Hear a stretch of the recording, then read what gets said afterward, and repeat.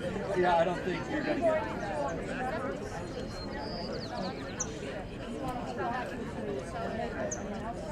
I don't know. He just passed away without.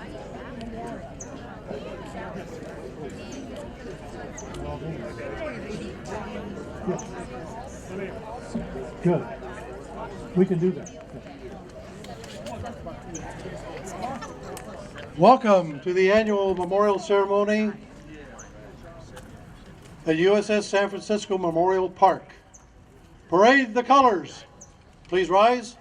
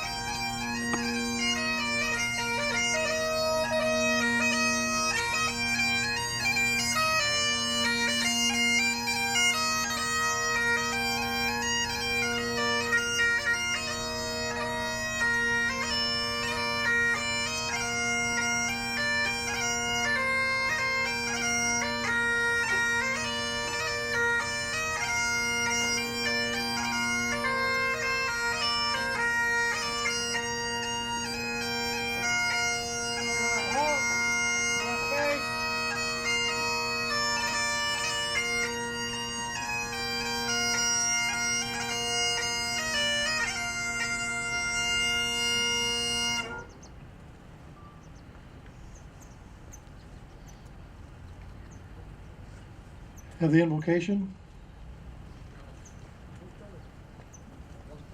Host colors.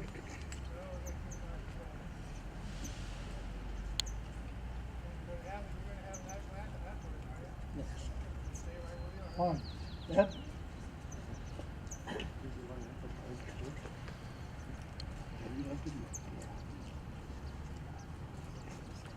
think we'll do the pledge first. Hand salute.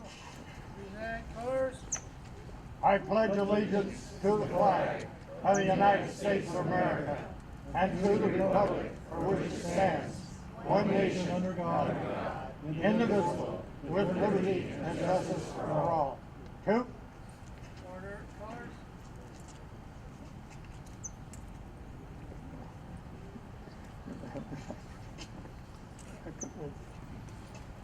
Your glasses? No, my prayer. Just said it. Oh.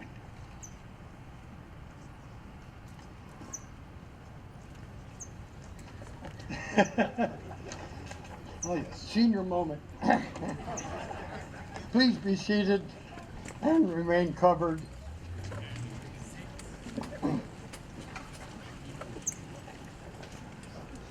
Almighty and eternal Father, Supreme Commandant of all men, hear our fervent prayers as this group of young and old warriors, as well as our patriotic citizens, gathered today to honor a splendid fighting ship and her magnificent crew. We're not only here to honor the 107 sailors and Marines killed in action and the 130 wounded in action at the naval battle of Guadalcanal, but to pay honor to all veterans, past, present, and future. We ask that you welcome into your heavenly kingdom our recently departed comrades, especially any crewman of the USS San Francisco who has passed since we last met. We ask your protection for the servicemen and women of all branches serving in harm's way. We ask your divine guidance for the military and political leaders of our country. As I look at the many faces in this audience, it's very obvious to me that the so-called greatest generation is fading away. This was made painfully clear to me 2 months ago. For the last 20 years, it's been my great honor to be the chaplain each year for the Iwo Jima Memorial Service at the Marines Memorial Club. And for most of those 20 years, we averaged about 60 Iwo Jima veterans. Last year, we had 31. This year, we had 16. Two of my own personal Iwo Jima buddies, who were always there, passed away last December. I hate to think how many will be there next year. However, I know that there is a new greatest generation forming. All you have to do is to talk to the young men and women in the military today. They're highly motivated, they're magnificently trained, and as old timers at a recent Marine Corps reunion agreed, they're in better physical shape than we are and a hell of a lot smarter. If America faces problems in the future, it will be from our leaders, not from the grunts in the field. I also feel there is a new wave of patriotism in this country. Whenever I wear any clothing that identifies me as a veteran, I have been receiving a handshake and a thank you for your service. It happened twice this morning at church. I haven't seen this much appreciation since the end of World War II. Many years ago, in his farewell speech to Congress, General Douglas MacArthur made big headlines when he said, "Old soldiers never die, they just fade away." It has always been my contention, old Marines never die, but neither do they fade away. They regroup and get transferred to Heaven's Guard Force.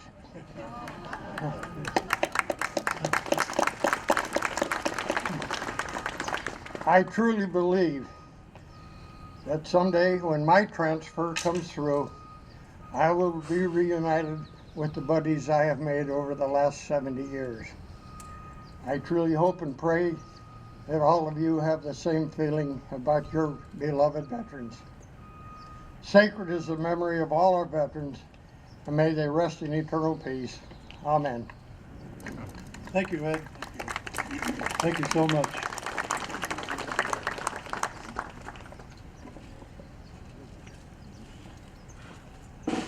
You may want to rise for this.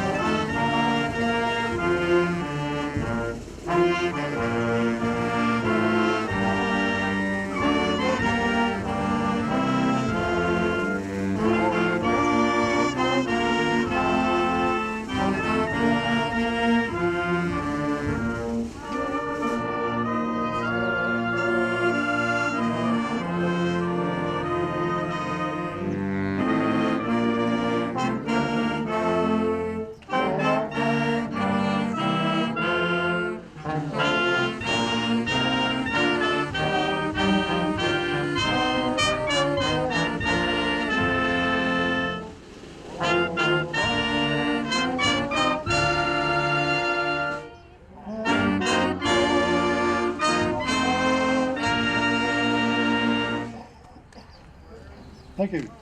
Be seated.